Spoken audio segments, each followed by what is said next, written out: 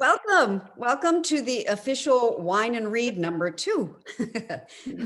And thank you for joining us tonight. And it's so nice to see some people I don't know on here, which are obviously friends and people that have been invited by the authors. And I really appreciate that so much. And I think there might be a few more people joining us, but I'll try and keep an eye on everything and let them in. So I would like to lift the glass to everybody and toast to everybody that came tonight.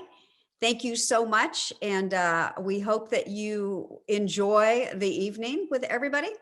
And there's somebody else and we'll just admit them. And congratulations to everybody that's written and everybody that's here. So yay.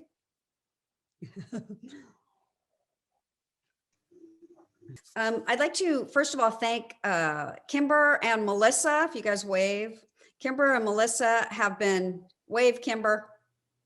Yeah, so Kimber and Melissa have been helping me do a lot of work behind there. So they are here tonight, and Melissa is going to field all of the questions that you guys type in. So if you have your chat open, as the featured authors talk, go ahead and type in your question, and then she will kind of field those and ask those during the Q&A period. Okay. We have 5 featured authors tonight, and just give us a wave. So when I call out your name, Cassandra, there's Cassandra, Kathy Blaze Jefferson. There's beautiful Kathy, Nitara Osbourne. There she is. Okay, there's Nitara. Marsia Gunter. Hey. What happens is we will admit. That must be your son, Nitara. I recognize the name. I don't really like all of the microphones off because I feel like I'm talking to myself. All right. I can definitely understand that. Okay. Yeah, so you hear my voice for a moment. I know. Well, maybe Melissa at least could turn her microphone on so I could hear somebody breathing out there. Is that better? I need some kind of ambient noise there. So say 5 minutes for the author to go ahead and either read a couple paragraphs from their chapter that they wrote for the From Us For You, or they can recite their favorite quote, what it means to them, relay a brief story that impacted them. We've kind of left that open for them to choose whatever it is, what other inspirational things that they want to talk about. When you have 1 minute left, I'm going to put this little thing up there so you guys know, so we stay on schedule. And then after that, we'll have a Q&A. So go ahead. Like I said, I invite you to type in the chat any questions that you have for the author, and then we'll give them 5 minutes to answer your questions as well. Please do ask questions of your fellow authors. Otherwise, Diane and I have to make them up, which is fine. We can totally do that. But we would love to actually field your questions. And also, even if you are familiar with the stories or the authors, think about maybe questions people that aren't familiar with the authors might want to ask, that don't know so much about the journey. So you can kind of ask on behalf of the reader as well. So just something to keep in mind for that 5-minute Q&A period. Just for fun, I'm going to pull, we have 3 door prizes tonight, so I want to pull one of them. It's for the this little cute logoed From Us For You coaster. I think Teresa's like, I want that. Teresa's here. Teresa is, wave Teresa. She is our editor. And so she's joined us tonight. Thank you. And see, see who the lucky winner is. Here we go. Melissa. All right, Melissa, you got it. All righty. So let's go ahead and get started. And I have my timer here. And we're going to go ahead and start with Marsia. Well, welcome. I love the name of this book, From Us For You. I haven't quite got the acronym down to how it's said, but just to remind all of us, this is From Us For You. And I also want to thank, we have 2 or 3 friends that joined us this evening, so I want to thank them for coming. They're from a course that we do called Leaders as Ontological Coaches. So they're quite fun and interesting, and hopefully we'll ask really good questions of everyone. I'm Marsia Gunter. I am the business partner of Karen Carnahan, who spoke last week. The name of our business is something really exciting, Carnahan, Smith and Gunter. But we're known often as Continuous Breakthroughs. That's a little more exciting. So I wanted to talk to you a little bit about what it's like to be a partner for 42 years. So Karen and I have been business partners for 42 years. I find that to be astonishing. We started out when we were 7, for those of you who are wondering, just to say. And we are very different people. Karen is from her father was a preacher, and my parents were business owners. So we come at it completely differently. We have an excellent business, and we've had lots of fun. I wanted to take a little bit tonight and talk about some things that are important to me, and also, what's driven our business to be, what's been inspiring to be able to have us continue to stay together. When we were talking about this chapter, we talked about what has that been, and it's been our mission. And really our mission, I wanted to read it to you because I shortcut it sometimes to Continuous Breakthroughs, because that's what lots of people know us by throughout the United States. But, it'd be helpful if I had it right in front of my face. It's coming. Just think of this as a pause where you can think of questions to ask me. Okay, there we go. Okay, here we go. We transform work by partnering with people to invent a future where they can continue their spirit and soul as an expression of God's light and love in the world. And we designed that 40 years ago, and we still work from that. And that's an important piece. So I want to talk about 3 perspectives. One is intention. And one of the things that Karen and I have learned over the years, and we've worked with thousands of people, is intention. What is your intention? What do you as an individual, what me as an individual, how do we want to be? How do we want to listen to each other? How do we want to be heard? And what result do we want? So tonight I want to be curious. I want to listen from my heart. I want to be heard as a collaborative partner. And the result is that we have some fun and frolic and laughter. And each of you get something that you can take away from each of the authors. So that's number 1. Number 2 is we've worked from the premise that the future is present now through the action that you take today. So both Karen and I, we call ourselves applied futurists. We're people that help people with their future to apply that to today. And Diane Dressback is an example of that conversation. Years ago, we had a conversation about her future. It's been a long time, hasn't it, Diane? It has been a long time. Yes. And here she is executing the future that she declared a long time ago. And she's a great example of one of the many people that we've touched in the lives we've touched, and really working with the premise of the future's present now through the action you take today. That's number 2. Intention is number 1. Number 2 is the future. And the third thing is doing the work that you love with the people you love in the places you love. And so probably what is most interesting and inspiring about our work is that Karen and I believe in people's futures. People tell us we work with businesses. We're solely business directed. We don't work with, we once in a while work with an individual. We're business development people. And when people come up with these crazy ideas, we say, yeah, what would it take to do it? We don't say all the reasons why you can't do it. We say, what would it take for you to do it? And so that's an important piece. And that's probably the one thing that is the most exciting piece of work that Karen and I do, is to help people have the futures that they want, help the businesses they want to grow, help themselves be who they say they want to be, help them be film producers, for example. So this is my invitation. My invitation is really, really think about, what do I want for my future? My business's future, any part of my future. And what am I doing today to execute that? Every single solitary day, no matter what the circumstances are. So I call that courageous leadership in the face of no evidence. Thank you. So yeah, thank you so much. Your first question that we have is, have you or your partner written any books about these concepts and ideas that you explore in your coaching? I wish I could say yes. And we have a lot of written material. We have lots of graphics. We have done a number of short videos. We haven't written anything. And I'm just about into the middle of an EDD program, a PhD educational doctorate program, and that's what we're supposed to be doing. So look forward to that. This did inspire me. I thought if I could write one chapter, I could write more. You can. Yeah. I don't know. It was tedious, as you guys know. Treacherous. Cassandra has a really, really fantastic question. And that is, what are your tips for how to stay friends, not just business partners, but friends, when you've worked with someone for so long?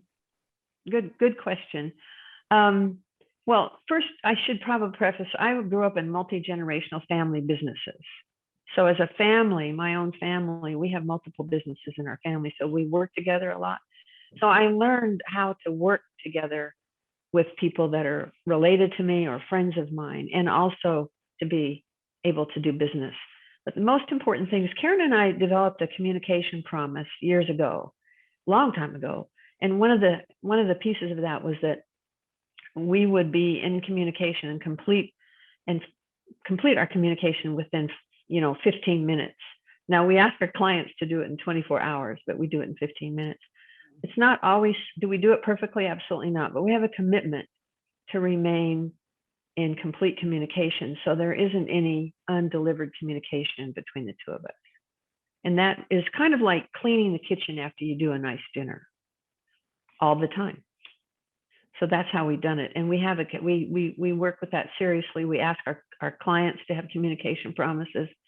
We ask our staff to have communication promises, and we adhere to it because we believe that it's communication. And the other one is that, remember, you work with the people you love in the places you love, doing the work you love. We really like each other. We've known each other for a long time. We like each other's families. We travel together for thousands of miles. It's not that we don't have our differences, but we work through them. That's really Very wonderful. good. Thank you. Yeah. So Lori is being a little bit of an investigative journalist, and we know you said you started the business when you were 7, but how old were you really when you started the business? And is this something that you both kind of decided to do together? Like, what was the big driving moment that made this happen? That's a good. I was a client of Karen. I first came to Oregon. We live in Portland, Oregon, both of us. I was a client. I had moved here from Idaho. I knew absolutely no one. And I heard her speak at a Women in Communications conference, and I went, oh, that person, I need that person. And so I hired her to help us do our marketing communications for the hospital that I was hired to do, because I was a marketing communications director. That's how we got started. I was a client. She was a provider. And then somewhere along the line, she was a business partner with another fellow. That would be the Smith of Carnahan, Smith and Gunter. And they wanted a partner, and I had made a decision to go on. I had always wanted to own my own business. I announced that when I was like 7 or 8 years old to my parents. And so I was like, this was a chance to go in. So they asked me to come as a partner. And I was 32 when that happened. And I think Karen might have been 35, something like that. And so that's how it happened. And then we eventually we bought Dawn out, and we've been working together for a long time. Great. Can you, this one just came in, and I actually was hoping you would do this too. Can you please repeat your statement about strong leadership without evidence? Yeah, courageous leadership with no evidence. In the face of no evidence. In the face of no evidence. Thank you, Karen. In the face of no evidence.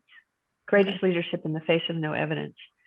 And really, it's really being willing to be courageous and go forward with an idea, a business, a situation, and not have to have evidence that you can do it. Just go do it. And that's a lot of what we encourage people. We have a lot of courageous people in our lives. We have some people right here on this line with you that have joined us that are clients, that are very courageous people. I can see that you actually have some testimonials in the comments of people that are big fans. We had a question from Greta that I missed. She says, Marsia, can you talk about the 1% shift? So helpful, along with intention, to keep moving forward. Oh, yes. Yeah. So thank you, Greta. We talk often about a 1 degree shift. So if I want to go to a different place, if I'm traveling on an airplane and we actually have a 1 directional degree shift, we'll land in a different city. So oftentimes we talk with our teams and ourselves and anyone that will listen about, if you shift slightly 1 degree, how would that impact your future? Because in long term, it drives out into a different place. Just like an airplane, they shift 1 degree, they'll land in a different city. And so we want to be mindful about those 1 degree shifts and have them be intentional 1 degree shifts. It's very important. And it's actually not hard to do as long as you can see just that 1 degree. So in a 1 degree shift for a business owner might be believing that they can actually do this big project that's just been come their way. Just actually believe it. Because if you believe it, remember the future is present through the action, through the language that you use, and your action will follow. So I believe it, my action will follow it. That's a great spot to end. And I totally believe in that. And you don't have to be perfect at what it is. You just got to step out and believe it and make it happen. I learned, just a little testimonial here and then we'll go on, but I have learned so much from Marsia and Karen through the years that I was able to have them as coaches when I worked for an organization, probably 5 years, something like that, 5-6 years. I think so. Yeah. Yeah. And it was awesome. And so it was really, really helpful, not just for the organization I was working with, but also for me personally. So I can attest to them. I can attest to them for sure. So thank you. I have one more thing to say. Yes. It all has to go with laughter, fun, and frolic. So that's the invitation. Yes. And there's a lot of fun in that. Yep. Absolutely. Thank you, Marsia. Thank you for sharing all of that. And thank you. You're welcome. I know you're up there too. So thank you. Wait, I have to ask, Marsia and Karen, did you two coordinate the blue? Did you plan to wear that? No. We usually don't coordinate blue. We usually coordinate different colors, but we didn't talk about it today. But you know, we have over the years coordinated colors, so we're not wearing the same color. But today we are. I like it. That's Or cool. flashy prints. Yeah. We work so long that people say we work together. I mean, look alike, and I'm thinking, I don't look like Karen. I have red hair. Seriously. Really, red hair. Okay. Well, thank you so much. I appreciate that, Marsia. So, okay. We're going to move on to Kathy Blaze Jefferson. Ready, Kathy? I knew that was coming. There she is.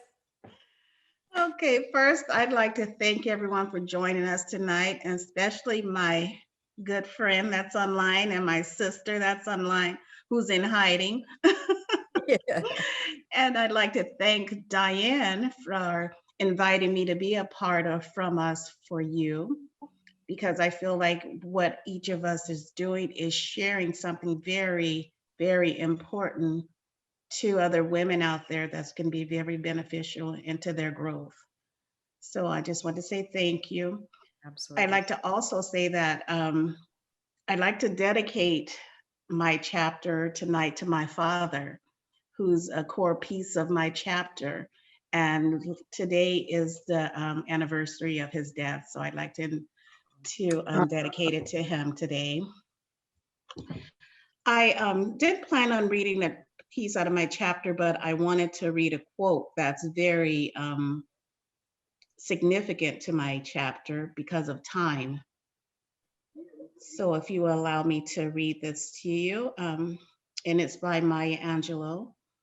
Life is not measured by the number of breaths we take, but the moments that take our breath away.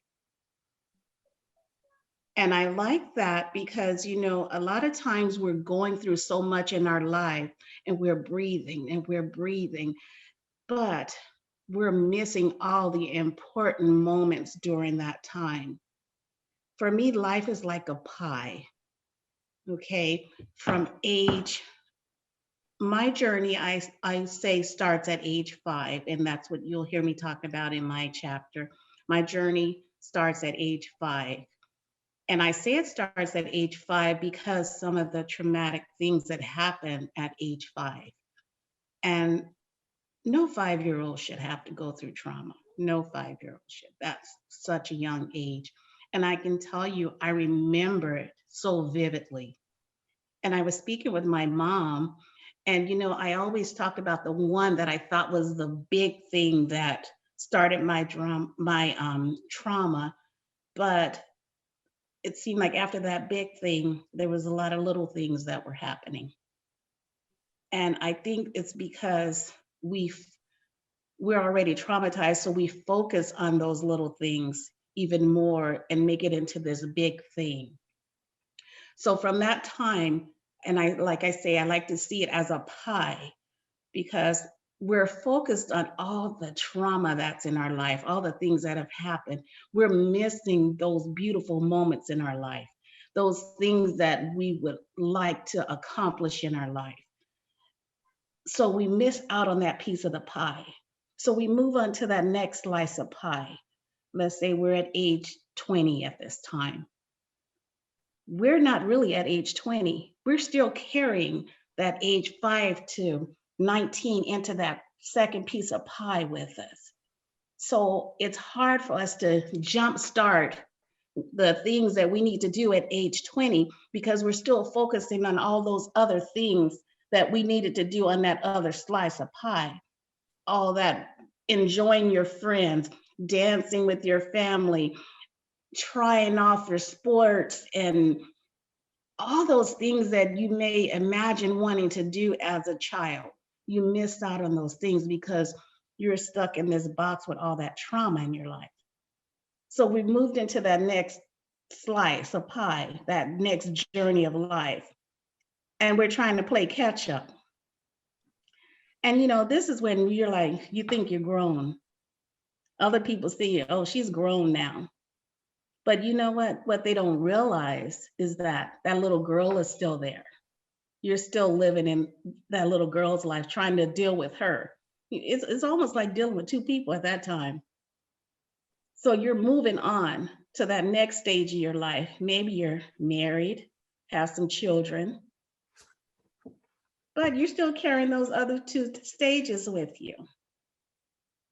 So time may pass, time is a given. But all of that other stuff that we're carrying along with us, we're not able to do what we need to be doing in that time zone because we're still stuck in the past. We're still feeling the hurt, the pain, and everything that we've gone through. So that is one thing that I want you to take from my book is my chapter is how important time is, how important it is to release some of that stuff to be able to accomplish those things that Miss Marissa was just speaking about, how to be able to move ahead in your life and do the things that Diane has set goals for to do in her life that she's accomplished. But some of us aren't able to get to that because we're still holding on to the past. So we wonder why is that lady in her 30 so behind, or she's so stuck on something? We have to think about, she's still living, trying to catch up from being 5 years old and dealing with that trauma. Thank you. Thank you. Kathy, and feel free to share as much as you'd like or not. I know you have a passion for working with children and youth, and I'm curious, your trauma that you're talking about in this book, is that the reason why? Is that why you have such a passion for helping people at a young age to begin that healing work? Is that where that stems from? That's exactly where it stems from. Yeah. Yes. So what ways have you found to be helpful for yourself in releasing and working through trauma? You know what, Melissa, I think we were talking about it one day. I love music. So whenever I'm feeling like I'm just feeling down, I mean, because, for a lot of us, going through this COVID thing was tough for a lot of us. Being stuck in the house, trying to figure out things to do to entertain ourselves. And that can take you into a place that you haven't been in for a while. So for me, I love listening to music, even if it's just getting in the car, taking a drive and listening to music. I love doing that. And that puts me into a positive place. Speaking, talking to my friends, helping out others. Those are things that help me to get to where I need to be. I was talking to someone. I don't want to call myself a hoarder, but I like to keep mementos, things that someone special has given me. I was reading something from high school that someone had written a note to me, thanking me for how I made them feel. And I was sitting there thinking about that. I'm like, you know what?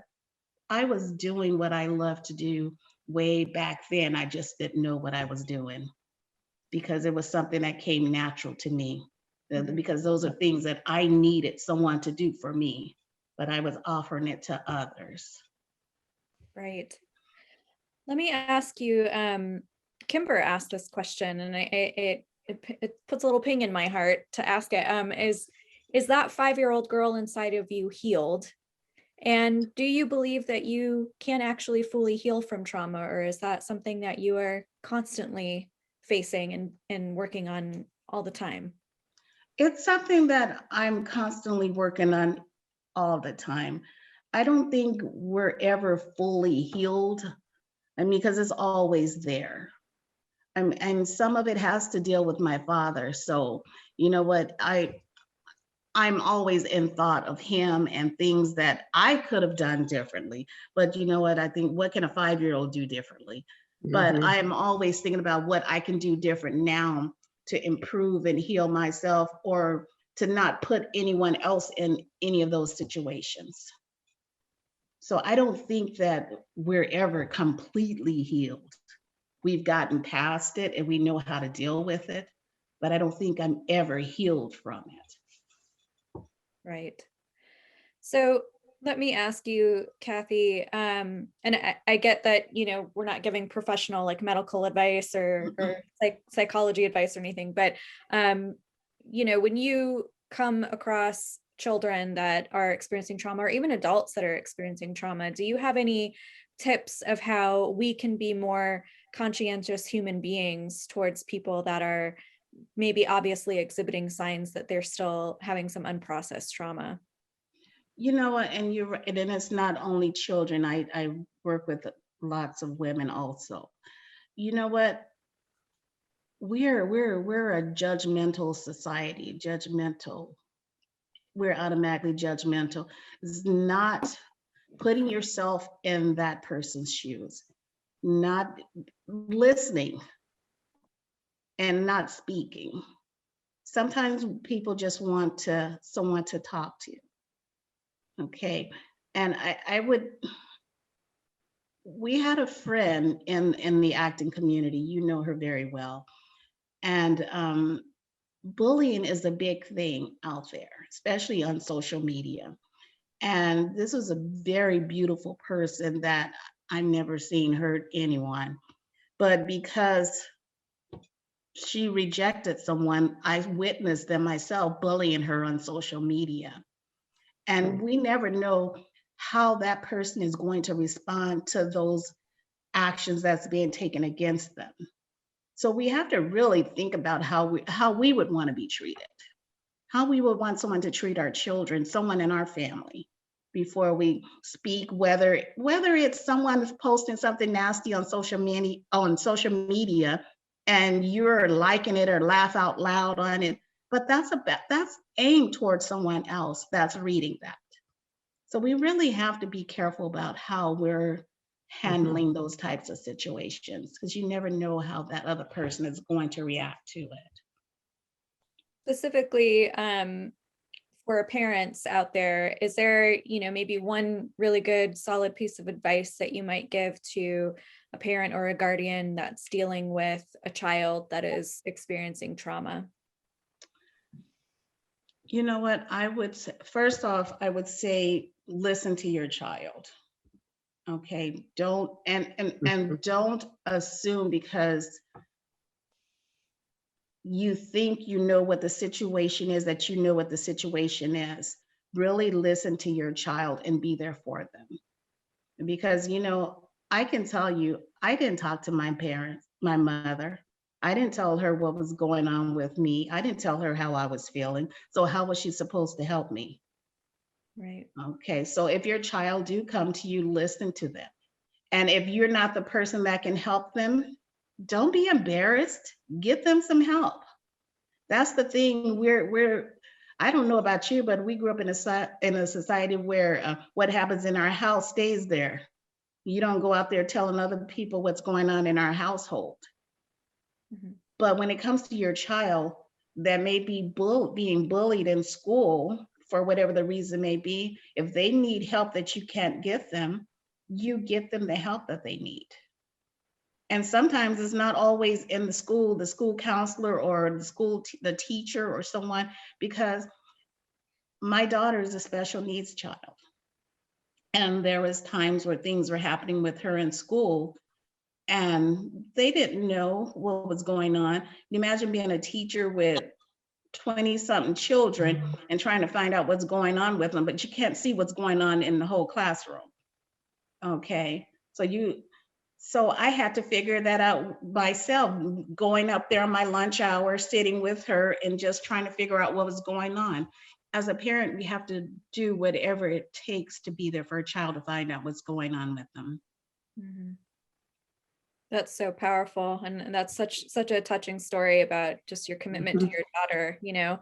And I'm curious, Kathy, how old were you? And maybe you don't even have to say the age, but maybe just where you were at in your life when you were able to start talking and communicating and finding the language for what you were dealing with. Like, at what point in your life were you able to do that? You know what? I believe when I actually really wanted to accept it was probably in my 30s. Mm. It was probably in my 30s. I know I was married. It was in my 30s. Yeah. Well, there's, I know you'll go through and read the comments, but there are a lot of women that are affirming you, thanking you, really Thank you. appreciating everything that you shared tonight. So thank you so much for Thank your you. powerful words today. Yeah. Yes, thank you, Kathy. We appreciate it. Thank you. And I think that people will really enjoy and get a lot out of the chapter that you wrote too. So thank you for putting yourself out there and being vulnerable. Thank you, ladies. Okay. How about a door prize? You guys ready for a door prize? Yeah. All right, let's do a door prize. Thank you. Let's see. Nitara. Oh, let me see. You get the little tote bag. Oh, Awesome. I can always use another bag. Yeah, can't we all? Can't we all? Awesome. Thank you. On that note, you get to talk next. Okay. All right, great. Great. Well, welcome everybody. Thank you, Diane, for putting all this together. I really appreciate you. And thanks everybody who is in attendance tonight. My name is Nitara Osbourne, and I am a full-time writer. I own my own writing agency, and I also work for in the marketing department for a national substance abuse company, but it's in the marketing department, so I get to write. So everything I do is about writing. And I wanted to share with you guys a little excerpt from the book, from my chapter. And my chapter is entitled Paving My Own Bumpy Road to Success. So I'll read this now. When I was a little girl, I just knew whatever I was going to do as an adult was going to require a college degree and hard work. It was an example set by my parents. My dad held his master's degree, my mom her bachelor's. I grew up in an upper middle class American home, sort of. My American home was all around the world, but wherever my parents and younger brother Dwayne were was home for me. My dad was an economist who worked for the Foreign Agricultural Service within the United States government. This is the reason my family traveled and lived across different continents, from South America, the Middle East, and to Europe. My mother took on roles from administrative to managerial at different agencies and departments at U.S. embassies abroad and here in the United States. As a Black family, our circumstances were a shiny golden ticket of privilege because very few Black Americans now, and especially 30 years ago, had opportunities like these. But unlike the film Willy Wonka and the Chocolate Factory, our golden ticket wasn't arbitrary. It was created by a series of choices made by my parents. Our ticket was earned. No doubt I had a great life growing up. I was close to both parents and my little brother. We bonded as a family over video rentals and going to the theaters to see films together. We laughed and joked during some movies while others were used to teach Dwayne and I some lesson. Movies became part of the family like a favorite aunt or uncle we enjoyed having over for regular visits. I played basketball and ran track throughout high school while my brother played baseball. Both parents showed up for school plays and many at-home sporting events to root me or Dwayne on. I'm very grateful for my parents being there for us. Doing what I loved was fundamental to my inner joy, fulfillment, and peace. I held on to my athletic, triumphant memories from high school to get me through failures as an adult and as a writer. So the reason that I chose what I chose, for one, my parents made adulting seem so easy. They were amazing parents, and I am super grateful for them. And when I became an adult, I figured that I can just copy what they did and I'll have the exact same experience, except I decided that I was going to become a writer. And I made a lot of different choices than they did, which led to lots of obstacles that I went through through the course of being an adult. I look back on everything and I don't regret it because all of those things I needed to do in order to create my own path. I am a writer right now because I chose to be, but it is a career that fulfills me, even when it doesn't feel like, it's coming easy. I can go back to writing and I feel very fulfilled, just like when I was in high school, running on the track or playing basketball. It was very fulfilling. And so I think back about how some people could perceive me as having this easy life growing up, and I definitely can see that. But my parents set a certain standard, and there is a standard that I choose to live by, and it's because of that. But they've also instilled a work ethic in me because I saw how hard they also worked for everything that they had. While at the same time, I developed my own work ethic with running track and playing basketball. And I think back on all those accomplishments that I had from when I was younger, and I use those as motivation to continue and to move on as an adult. One of my biggest, people who know me, one of my biggest obstacles has been financial obstacles. And you can imagine as a writer, the money has been up and down, and so inconsistent. And sometimes it feels like all the work that you've done is all for nothing. And there's lots of tears, there's lots of empty bank accounts, and there's lots of hoping and wishing and praying and doing things and then rejections. But getting through all of that, it did take something within me, and I needed to go through all of what I needed to go through for whatever reason, but it has allowed me to arrive at where I am right now.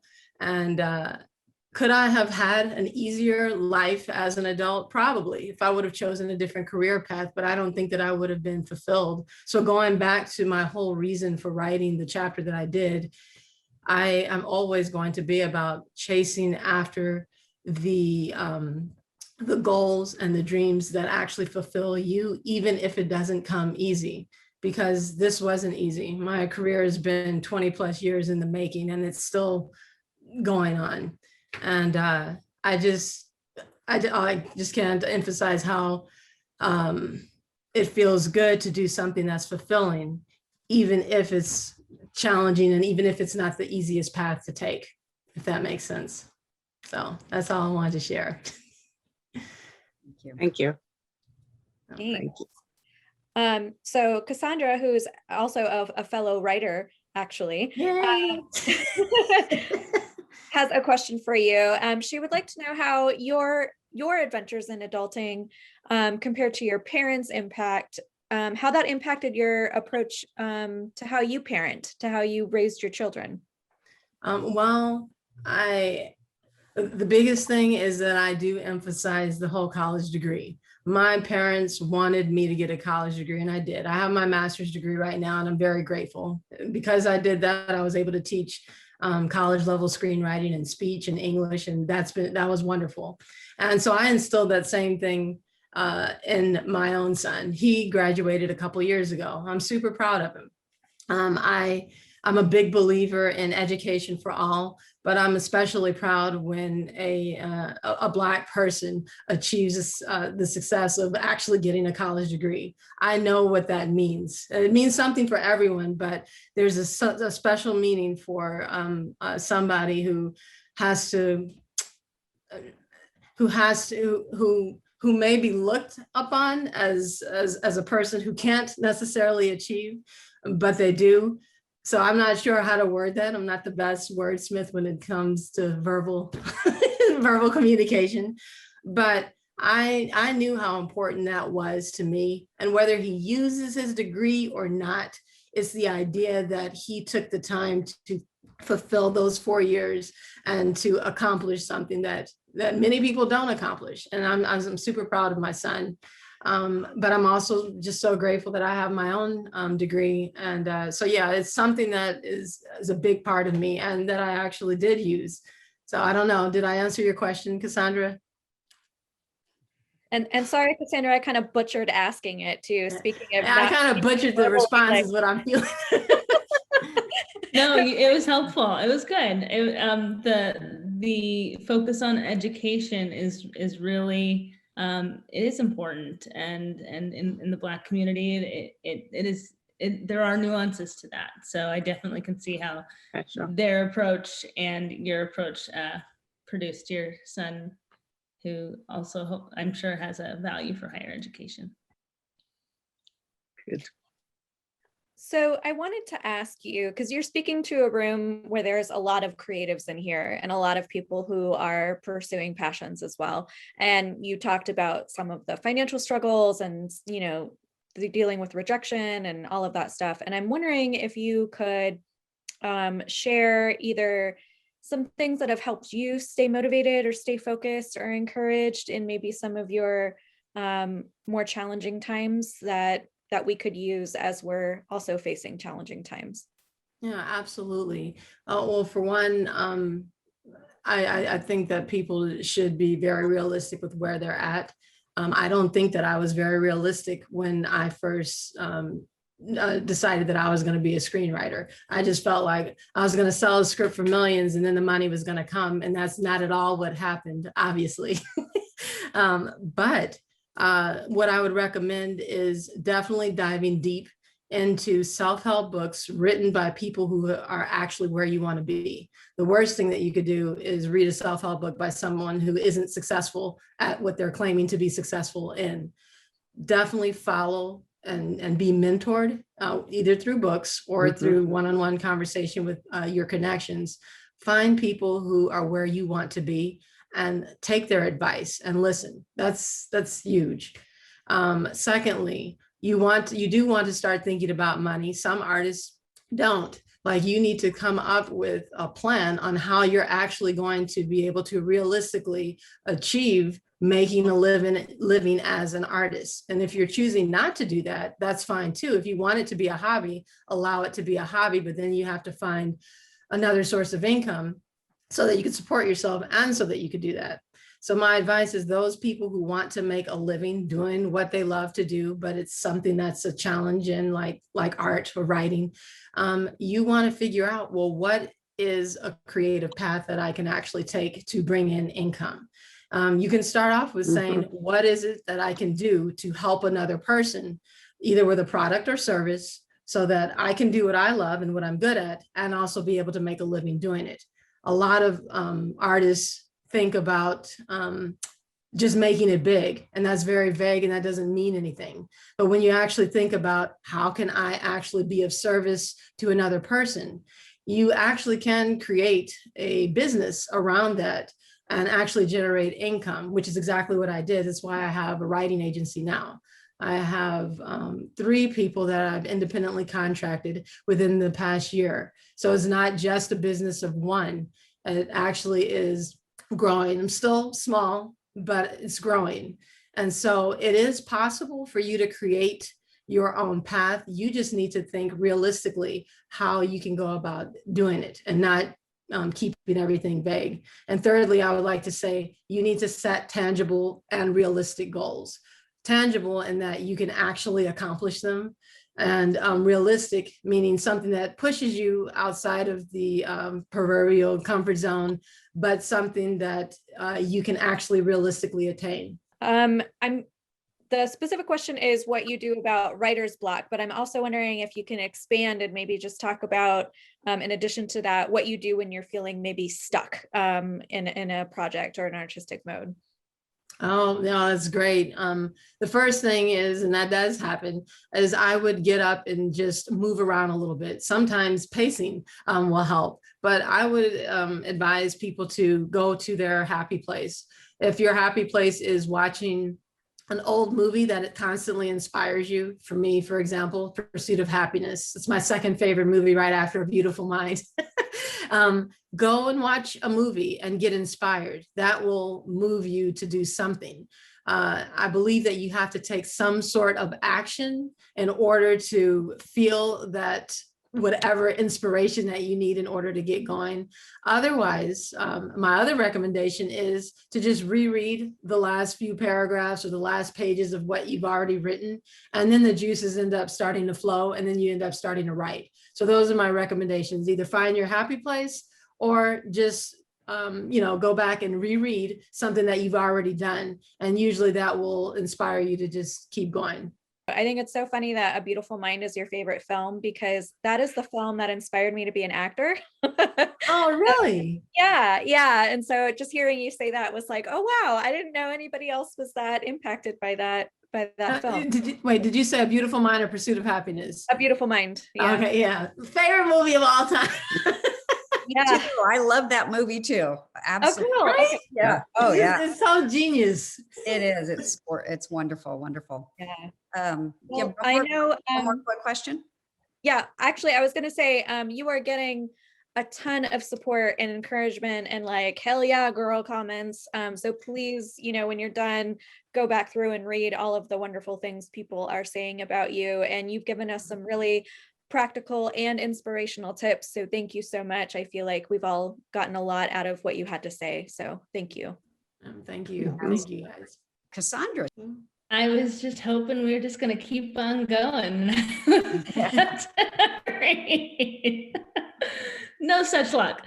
Well, first of all, thank you. I have to echo the thanks for Diane and certainly Melissa, and just Diane certainly for inviting me in the beginning to be a part of this book, and for encouraging me to do so when I had doubts, and for being patient with me as I finally answered, because I was thinking I was going to say no, and I'm really glad that you encouraged me not to say no.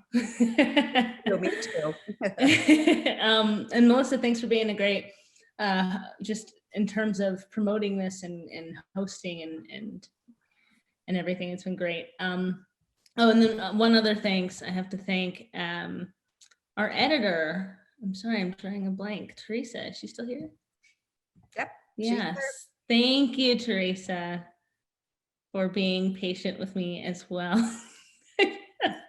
So I'm going to read an excerpt from the chapter, and then I'll talk a little bit. I don't know. I feel like this is going to fill it up maybe, but maybe not, because I haven't actually read it aloud yet. And then, we'll see where it goes in terms of what else I can talk about from there. My chapter is called Whatever It Takes. It was a sunny day in the late 1990s when a fellow 7th grader walked up to my locker in between classes and shouted, "Why are you always talking to yourself?" I looked at her, embarrassed. I glanced around to see if anyone had overheard. Of course, she intended for someone to overhear. I realized in that moment that I had been talking to myself, muttering to myself, really. I know I certainly didn't intend to draw attention to my ramblings, but here we were. a shit-eating grin on her face and a mortified frown on mine. 20 years later, I finally understand that 12-year-old me was talking to myself in order to fill the silence in my overactive brain. That's because 12-year-old me was tragically, sadly, agonizingly lonely. Because of this intense loneliness, there were times when I thought that if given the opportunity, no matter how hard things were, no matter how much it hurt, I'd do whatever it took, truly, whatever it took to be accepted by my peers. A 2020 Nature Communications study revealed details about loneliness that perhaps many would find obvious and intuitive. Humans generally need constant social interaction in order to survive and thrive. Our basic tribal needs to belong and identify with others have followed us since the dawn of time, or at least since our ancestors' earliest reign. Regardless of nationality, religion, ethnicity, or gender, that desire to assimilate has ultimately led to foreign and domestic wars, fascinating scientific discoveries, and awe-inspiring technological advancements. This instinctive drive to be part of a group that represents something larger than ourselves has the power to be our greatest strength as a human race, or it may lead to our untimely downfall. That Nature Communications study also put a spotlight on what the adult brain does when faced with perceived loneliness or social isolation. There is a number of adverse health risks, including hypertension and immune system dysfunction. However, according to the study, there's evidence to suggest that the neural pathways in lonely adults lead to heightened experiences of nostalgia, hypothetical conversations, and, quote, imagining or mentally simulating desired social exchanges, end quote. In other words, the imagination of a lonely individual can be rather wild, and 12-year-old me had a very vivid imagination. If I'm being honest, the ever-evolving adult me has a rather impressive imagination too. It's just been tamed over time, a bit weathered and more pragmatic. I often joke with my more spiritual friends that I'm not very good at manifesting anything into existence from scratch with only my imagination and strong will. Oh, how I wish that were one of my gifts. Being an outcast preteen and then a misfit teen lent itself to a particularly kaleidoscopic view of the world. I could see the beauty of this elusive, seemingly magical opportunity to connect with others. But at the end of the day, it was all intangible, capricious, and wholly dependent on how much light I could shine in it. When faced with loneliness at every turn, more often than not, there just wasn't enough light to shine into that void. So that is, standard fare for most preteens and teenagers, that feeling of not belonging and not fitting in. And so I know that experience was not unique to me, but it definitely informed who I became and who I am now. And it continues to inform my character and who I am. I tend to look for the other outcasts, or I notice them perhaps more than others. And yeah, that's kind of what I feel like is my calling, is to kind of notice those folks and to see them and to make sure they know that they're seen and seen and heard, that their voices are heard, that they know that they matter. So yeah, that's my topic. Thank you, Cassandra. I'm tearing up. I felt like you, sorry. Don't make me cry. How dare you? No, it just really resonated with me. And I want to say, for those that don't know, I actually help Cassandra co-host another event in the film community. And she really does do what she just said. Every time we have one of these events, she is so good at seeing people and acknowledging people and making them feel valued and important. And it was just touching to see and hear sort of the background behind why you are, sorry. Melissa, I thought I had it together. Thank you. I appreciate that. So this isn't a question, but I wanted to throw this out to you as a reframing of perspective from Karen, which is your vivid imagination may just be your special gift. Have you thought of it that way? I appreciate that. Yeah, I think so. I think that's what, writing like Nitara, I've written all my life. And I started in journalism. And this is also how Melissa and I have a shared connection there is, I started in journalism in terms of the more pragmatic approach to storytelling. And I will never forget in my journalism class, it must have been like my second semester, so I would have been a sophomore at the time. And a wonderful professor, we had an assignment and she read it aloud, and we were it was very much instilled in us, the truth, only the truth. So I wasn't even thinking about screenwriting, which is where I would ultimately go. I was thinking of just journalism, straight journalism, just the facts. And she said to me in front of the whole class, she said, "Have you ever considered writing fiction?" And I just was mortified. Mortified. She didn't mean anything by it. She actually meant it as a compliment, but because how we had been conditioned, where there's a very formulaic approach to journalism, and depending on the type of story you're writing, and all I could think was, I must have done something horribly wrong. Horribly wrong, and she's just being really nice about it. And ultimately, what within a year or two, I had really just decided, okay, I'm going to pursue journalism, but that's not going to stop me from pursuing screenwriting as well. And I graduated with my journalism degree, but I was at that point, it was because I was so deep into the program, and it just made the most sense. And it is ultimately what I wanted to do, but I knew that I wanted to feed the more creative fiction writing side. And so I pursued that. So I appreciate, Ken, that you said that it's a special gift. I think that anybody who creates on that level, creates whole worlds and characters, it is a gift. And I should probably frame it as such in my head more often. But I'm going to think about that now. The vivid imagination is a special gift. Not something to be embarrassed of, like sophomore in ASU, and certainly not something to suppress. So thanks for that. Great job, Karen. That was like, That's a good question. Kathy asked, do you still find yourself sort of trying to fill your time and distract yourself from those feelings of loneliness? Less so as I've gotten older. It's funny. I can't remember if it was.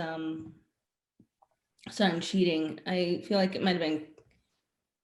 It was Kathy who said in her 30s that she was able to kind of come into her own. And I think that seems to track. It seems like our 30s. I mean, everyone develops differently, but 30s is the beginning of that period where we start to come into our own, and less so filling the loneliness. I've become a little bit more content in solitude. That was a process. My whole 20s was trying to get to that point. And whatever it takes, I really appreciate Teresa's suggestion. I had a different title for my chapter, and Teresa, captured a refrain of whatever it takes in my chapter and suggested that be the title. And one of the things that I don't think I circled back on in the chapter, but that I do want to articulate, is that I would soon realize that it was not worth it to do truly whatever it takes to have friends. And that, settling, everybody has a different definition of what settling means. But that was one thing that I would eventually learn is, even though I do yearn for connection and on some of that intangible connection, I realized it wasn't worth it to do truly whatever it takes to get there. And ultimately, what I think I did mention in the chapter is there would be people who would come into my life if I opened my eyes and was open to those people. They would come into my life and they would not have that condition for acceptance. They would just be okay with who I am. And that's a blessing for sure. Yeah, that is an amazing realization to come to. I think that you'll find for you as well, if you look through the comments, you will see so many people giving you love right now, Yeah. specifically an appreciation for your gift for writing and for communicating in such a very raw, relatable way. And so I'm going to ask you, is there anywhere other than in this book, obviously, where people can find your work or read more content from you? Oh, that's a great question. I mentioned 30s. I'm in a different kind of season. I spent a lot of my time in digital marketing for the last several years, and we've had an opportunity to work together as filmmakers. But this is my first published piece, first published book. I've done articles up until the point when I started doing digital marketing.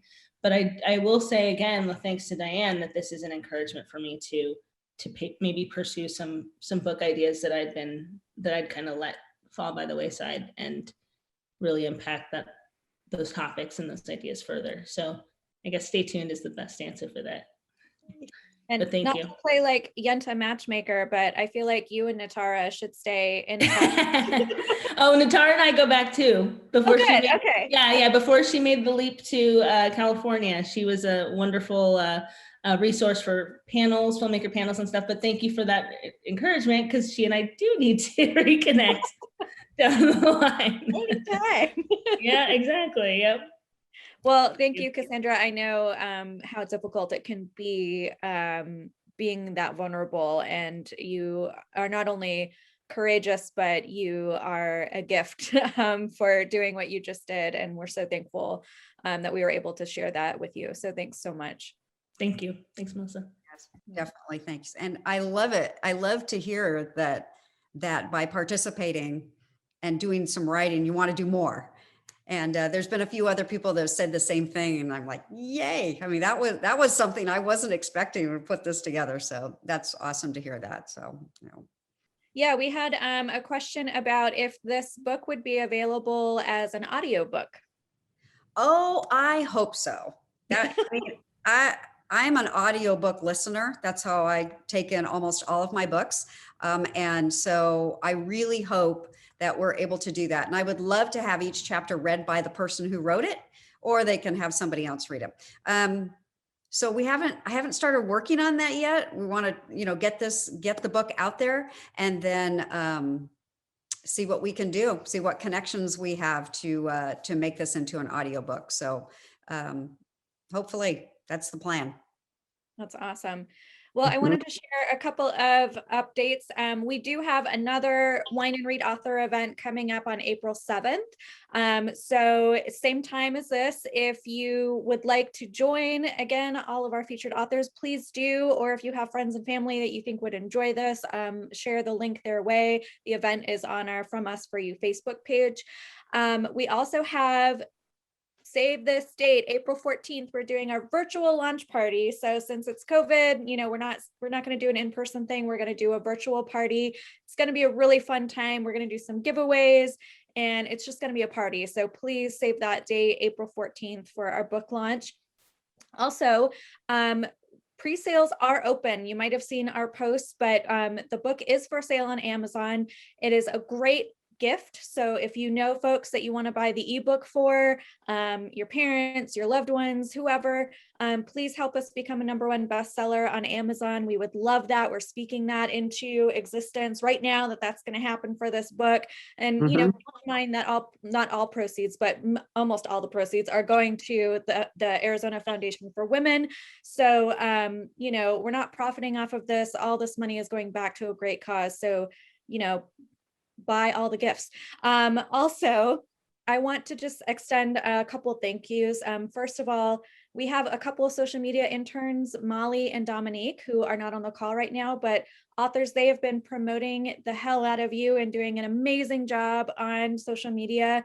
And in the next couple days, I'm actually going to be sharing a post introducing them to the world. So please show them some love, because they have been working really hard on getting you out there, and they're so amazing and talented.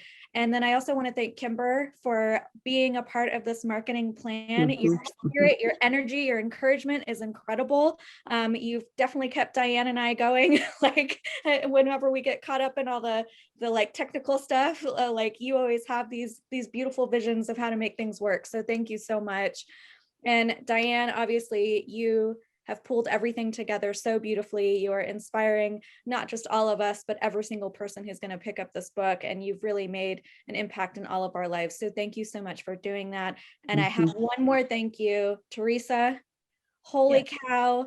You are the best editor. I worked at USA Today. I've dealt with so many editors, and I was so worried to get your edit back. And then I was like, this woman's amazing. She is a goddess. So I know all of the authors feel that way. Everybody poured in so many praises of you to Diane to share back with you. So I hope you know how much we enjoy working with you. It is such a privilege. So thank you. Not as much as it was a privilege to work with you guys. All of you were amazing. Every single one of you had such intensity to your writing that when I edit, I think, I breathe, I live whatever you've wanted to write. And I think about it for a day or two and read it again, and think about it and read it again, cry over many of them. And so it was a privilege, a real privilege. Well, thank you. And I just wanted to add something, extending what Melissa just said about the book. For those who are not authors that are joining us, thank you. But the book did go best-selling. We worked many, many hours brainstorming, Melissa and Diane and I, of how to make this happen. And it did happen on the first day of its release. So we are beyond thrilled. So when you do promote the book, please promote it as a best-selling book. That will also help others to want to buy it. And if you have siblings or friends that are struggling, please refer them to the website, because there's so many videos of encouragements from all of you. And aloha. Now we just want to be number one. Number one. Yes, number one.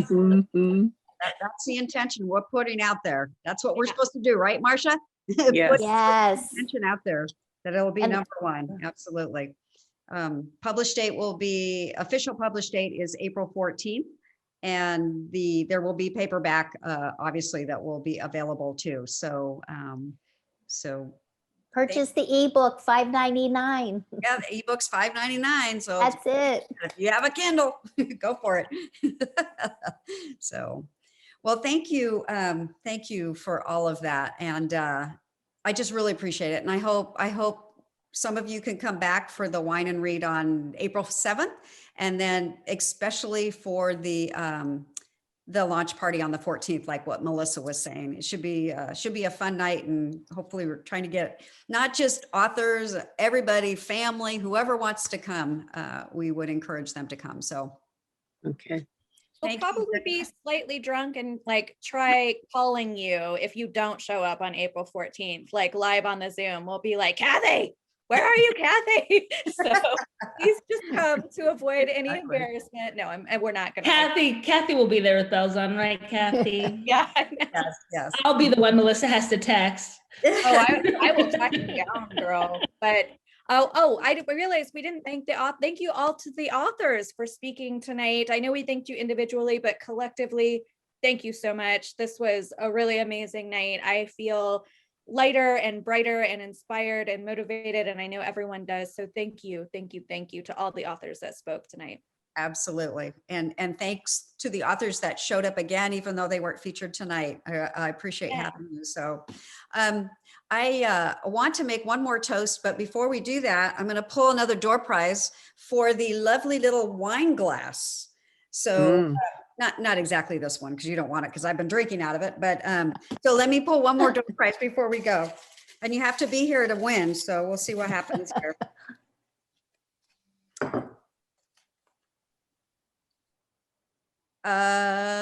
Is Jeannie still here? No, Next.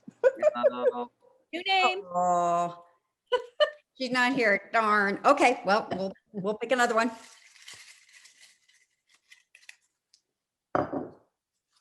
Oh, she's not here either. I know she's not. Hey, the chances are improving, guys. Oh, no. Geez, that's, Get another bowl. this is a good reason to stay to the end. Is Lisa here? Lisa, yes, I see you. Congratulations, you get a Hello. little wine glass. Just if you would get in touch with me and Okay. my email, are you here because of one of the authors? Yes, I'm here because of Marsia and Karen. Okay, well then they can give you my email address and send me an email and we'll get you set up with a wine glass, okay? Oh, I'm looking forward to it. This is great. Good, good. Well, Diane congratulations. and Kimber, will you do a screenshot when we all cheer? Sure. You can have it. Okay. Okay. Whoever did it last time did it perfectly, so not me. I think I Okay. did it on the, I did it. There we go. Very All nice. right. Cheers. Very nice. Cheers. Cheers. I think I got it. Nope. Okay. I can pull a screenshot Okay. from the Okay. video. Okay. So, Perfect. all right. Cheers to everybody. Yay. Cheers. Cheers. All right, ladies and gentlemen. There's a few gentlemen in here. So thank you again. Have a great night and hopefully we'll see you next time. Thank you. Bye. Bye.